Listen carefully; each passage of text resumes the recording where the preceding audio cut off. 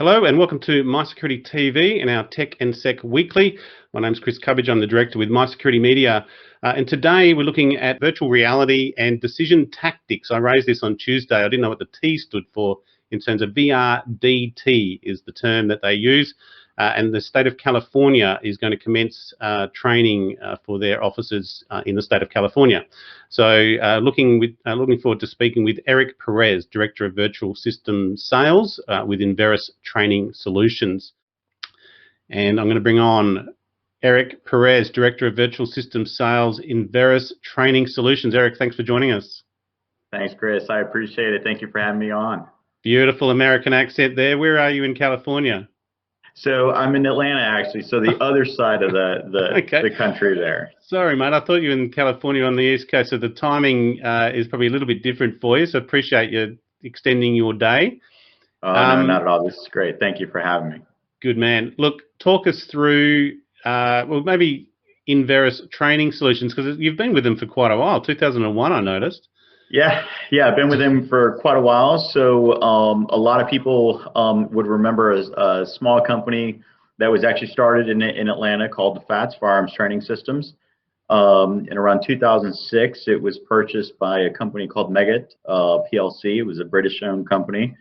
And just recently, we were purchased by a investment group called Pine Island.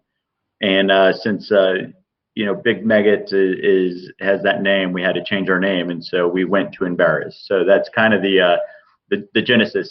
If you're in the law enforcement community, if I said a FAT system, everybody knows it's kind of like the Kleenex of training there. Fair enough. And you've got a military background as well. So what's your key role, and how is this all going to play out? Like, how much has this been in development? Because the state of California, according to the release I've got, is the solutions launch customer. This is all brand new. Yeah, so it's been in development for quite a long time. We've actually done a lot of virtual reality inside of the military side of the house. And what we did for the virtual training for law enforcement was actually just taking everything that we knew from that, and actually taking everything that we knew in our FATS days and applying it onto VR. So my background, or what my task was to kind of lead our sales team and basically get this launch for California. So that's been really good for us, and we're very excited to roll it out to the rest of the world. Have you actually started? It looked like you are to be delivered and installed by March 1 this week. Yes. So we've installed most of them. I think we're almost done. I don't know the exact numbers, but we've installed over half of them now. We're getting great feedback from all of those sites. It's been a long time coming. We wanted to release it. Obviously, you know how COVID, kind of delays some of these things, and we really pushed through. And we worked with everybody all over the state of California to try to get those systems fielded as quickly as possible. Well, that's a good point. This is across, let me read it, California's Commission on Peace Officer Standards and Training, so CAP Post. Mm-hmm. So they manage all of the state police and sheriff kind of training, do they? Yeah, absolutely. Right. So what Post does, so every state here in the United States actually has what's called Police Officer Standards and Training. And that's kind of the guideline that all the police departments have to follow in terms of training and the standards that they have to be as a police officer or as law enforcement. And so California was really progressive in trying to get this out there. So they knew that virtual reality is an up and coming or emerging technology, and we felt like it was mature enough that we could actually use it as a training tool, to build it out to our law enforcement base. And that's kind of where the good insertion was for the both parties. Well, you're going to be supplying 100 scenarios with branching options, and this is, again, just coming back to that, it's a virtual reality decisions and tactics training platform. So you've got 100 scenarios with branching options. So obviously you make one decision and there's a branch off that, and you then might have to make another one or change your tactics. So I get that part. I'm ex-police as well, so I've always wanted to play with this. Like, even 20 years ago, I was like, why don't we do VR training? Although firing a gun's obviously much more fun. And then you've got 10 state mandated ones. So maybe let's talk us through the scenarios. Of 100 scenarios, how much of those have you brought over from the military, or how much of these have been developed specifically for law enforcement? Yeah, so what we did was for our scenarios, we actually had a whole bunch of scenarios already from our FATS days, and we applied a lot of that logic to our system. So we knew that we needed to do vehicle stops. We knew that we needed to do domestic calls. We knew that we needed to do all of the things that law enforcement already does. It was just a matter of just porting that over and bringing, that know-how into the virtual reality world. The 10 specific ones that we're actually doing for CalPost, we kind of sat down with their subject matter experts and said, okay, hey, we're showing you what we can do. We're showing you that the system actually has an embedded tool. So even though we delivered 100 and the 10 mandated ones, each one of those sites can actually go in and modify their own scenarios to have multiple changes. So they'll be able to have the changes of what we call, from the very start of a situation, and then change them up as we see fit or as that instructor sees fit. So multiple permutations of the same scenario can be applied. So that's it's a gaming system, right? Absolutely. So they're able to take all of those little assets and basically do everything that you would do as a police officer. If I talk to you and I tell you, take your hands out of your pockets or anything of the terms of turn around, that's embedded into the system. And so the value that we saw in the VR for you, Chris, is, you've seen the projected-based systems. We saw something that we knew was missing, and that's the perspective shift. I want to look around you, to see what you have behind your back. Or if I had another officer, I'd tell him, hey, look, go to the left or go to the right so you can see what he's doing. And you couldn't do that with just standard video. And so being in a virtual reality world, you can physically walk around that subject and be able to see and interact like you would in the real world. We have done an interview, or our Singapore correspondent Jane did an interview over in Western Australia. I'm in Sydney, but over in Perth, where I was a police officer in WA, they are now doing virtual reality forensics training on crime scenes, and almost similar, where you have a homicide, and to train those forensics to go through and identify points of interest and potential. Are you doing things like that, forensic related training as well, or is this decision and tactics only?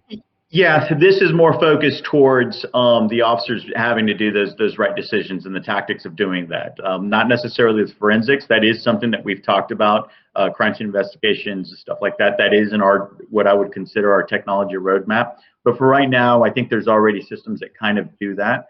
So for us, it really is more of a judgmental or de-escalation of force training. Okay, and what's the process of a scenario and the development? And I imagine we talked about the gaming and the gamification of this. Is it a game as well? Like, is this protected? You can't buy this? Yeah. No. We actually built a lot of that in-house. So a lot of the know-how is actually, it's using a gaming engine. Yes, I will say that. Yeah. But a lot of the way we've scripted the actual scenarios are very much in-house process, where we sit down with, we have subject matter experts and basically try to say, okay, how do I start that scenario? Okay, well, you're going to get a call and you're going to have to go to this house, or you're going to pull over this car. And then that's basically how we do it. We say, okay, you pulled over the car. All right, what's the expectation that you want? What are you going to ask? You would have worked with either the state of California, but you would have potentially just filmed the training that they're doing now and then just virtualized it, right? That's right. And what we did, instead of, to your point, the filming, that's the process that we've always done since the FATS days here, using that 3D gaming engine. Now you're just dropping characters and entities into what we call Anytown USA. So for you guys, maybe say Anytown Australia, we start building there. Nice. What's the rollout process? So you've got to get the goggles out there, officers being given the goggles, and the training facilities, like what's the rollout? Yeah, so the rollout is as long as you have a training room that has a area where it's big enough to play in, to 20 by 20, and I'll say this in feet, 20 by 20, 25 by 25 feet. As long as you can project what we call lighthouses into that area, wireless headsets. Once those guys put on those headsets, they are inside of the scenario. We give them, their duty weapons, so a taser, OC spray. If they're going to use a rifle or a shotgun, they'll have those. They'll also have a flashlight and basically their pistol. And we have a multitude of pistols.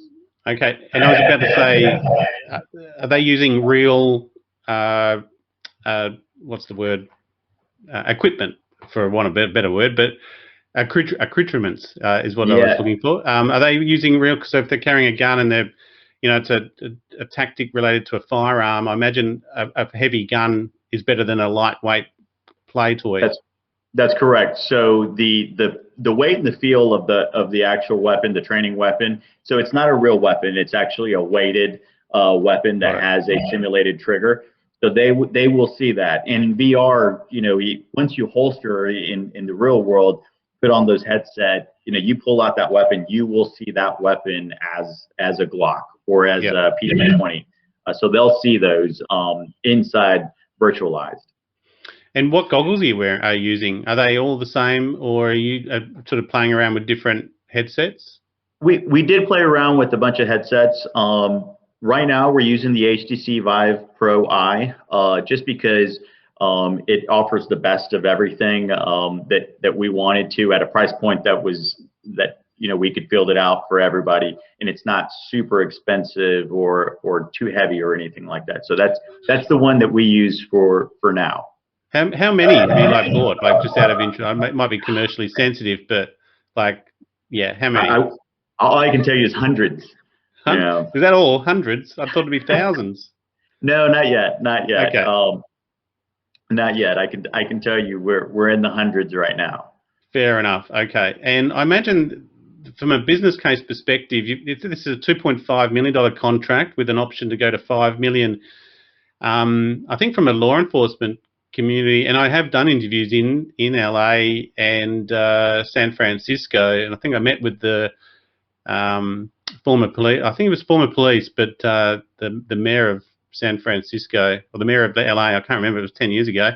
But in terms of the budget limitations that they have on public safety and law enforcement, I imagine how serious are they about this, where they can really supplement their physical training just on space and the frequency of training as well? How does that impact? It's very serious. I mean, the price point that we're offering this is really relative to the training. So you don't have to have a dedicated space for this. You don't have to find a room that you can only do this in. The idea being is that we knew that a lot of customers have multi-purpose rooms. They may do their defensive tactics inside of that room. They may have classroom. They may have roll call in the room. So the sensors are unobtrusive to everybody. Couple PCs. So in reality, the customer is not seeing a lot of what I would say a big expense. They're not having to invest in a lot of hardware. Really, it comes down to the software. I think the software is going to make the difference, where you can modify a lot of stuff for a little bit of money. What's the resolution? So the HTCs are fixed on their resolution. Are you at 4K? No, I would say it's more like 2K to each eye. One of the things that you want to look at is not just that, but actually the frames per second. That really is what you have to look at. The refresh rate is what the key to, isn't it? Yeah. And what type of research has been done on this? Like, have you got a research body or support at the background for benchmarking before and after, and the impact that this can have? Yeah, I'm hoping that we can do a lot of that with CalPost and get the feedback, which has already started. A lot of the stuff that we're actually working with CalPost is more towards, let's do some enhancements on training. Okay, it'd be nice to have some of these things. We haven't necessarily done what have we gotten out of it. What I want to see, or what I'd love to see, is how good of a person learns how to apply those tactics. And I think that's going to be that'll be a while, I believe. Potentially even debriefing might be good as well, right? Yeah. And that's it, to tell you that's actually really good. So the way we used to do the other systems, our projection-based systems, it's usually from the point of view of the officer. where Verdict has the ability to actually go from the perpetrator or from that victim, as well as what we call a God mode. It's an elevated mode where the guys can actually see everything in real time. So we can do those replays over and over and over from different points of view. So that is also a game changer. So you can see it from the offender's viewpoint. Yeah. Nice. Yeah. Okay, I like that. I'm aware that we're on live. I've got to watch what I say. So in terms of that, I mean, that's really interesting. I've probably got 300 other questions in terms of what we could go on, but the feedback so far has been great. And what's the sort of rollout on this? I'm surprised California, as I say, that normally are seen as advanced state. Where else is this going to be sort of rolled out? This or this is a competitive field as well. You won't be the only ones in this space. Yeah, so I mean, we have other customers on the military side. The Marine Corps law enforcement side has also bought a system as well. We have a bunch of other little departments inside of the U.S. Chris, pretty soon we're hoping that we can get a system out to our Australia office. I don't know if you know this, but InVeris does have an office there in New South Wales. So they can start advertising with us then. Yeah. Yeah, so the intent, is to get one there and really show it to the Australian market. I mean, obviously, we may need to change some voiceovers versus the mechanisms, but that wouldn't be too hard. Okay, well, that's interesting. And I mentioned Murdoch University. I'll put the link from Jane's interview with the crime scene models that they're doing in the VR that they're doing on that. But yeah, I don't think I've seen anything on the VR side over here, but the simulation training has been around, and obviously the adaptation into a virtual environment is one. Are you doing any augmented reality related content as well, and training officers to, that this is what's coming, where they might have a smart glasses and the like, where they need to get used to real life, but also augmented information coming through to them? Yeah, we are actually. We're looking at augmented reality. That was one of the things that we threw out, when we were doing the Verdict system. Augmented right now, the biggest issue that we have with some of the goggles is the narrow field of view. And that kind of is one of the issues that we knew that if we went out to market, it wouldn't take off as much as we thought it would be. Again, technology has to be the maturity from a commercial point of view before somebody like us can take it, and that's these larger companies that are doing that technology push. So we are doing a lot of stuff in the augmented reality space. I would tell you in the future, you're going to be surprised of what's going to come out. Okay, very good. The other challenge with law enforcement and public safety is it's obviously the last adopter. They don't have much money, and I believe I think it's even again WA Police. They're just getting smartphones now, like 2021. So they're finally joining the real world. But I also this week we carried New South Wales Police Force here in Sydney going with a US provider for as a CAD provider and the like. So there is obviously that US law enforcement link, much like the military link between Australia and the US as well. So not too surprising. Well, look. If there's no questions from the audience, very, very interesting. And given the time frame, we'll finish that interview up. Very interesting. Just to finish off, let's play. I didn't know what the audio was, but let me just play this one more time. Hang on a second. Introducing the VRDT Verdict from InVeris Training Solutions. Now you can train with the most immersive virtual reality system on the market. Verdict places the users in an immersive environment that provokes realistic and natural responses from the user, emphasizing verbal de-escalation and tactics. Scenario authoring by you to fit your arena, your community, and your requirements. Train for your reality with Verdict from InVeris Training Solutions. InVeris, because seconds matter. Very good. Okay, well, it always makes a difference with an American accent. I don't know how an Australian accent would go with that. It's always quite funny hearing an Australian accent in gaming platforms. But look, Eric, thank you so much for that. Let me just shrink that off as we do. But we've been joined by Eric Perez, InVeris Training Solutions, and you're the head of sales, I believe, director for sales. So thank you very much and appreciate you signing in. And also thank you, Adam, for organising that. Thank you, sir. I appreciate it. I'll put you backstage. Cheers, mate. Okay, all the best. Absolutely.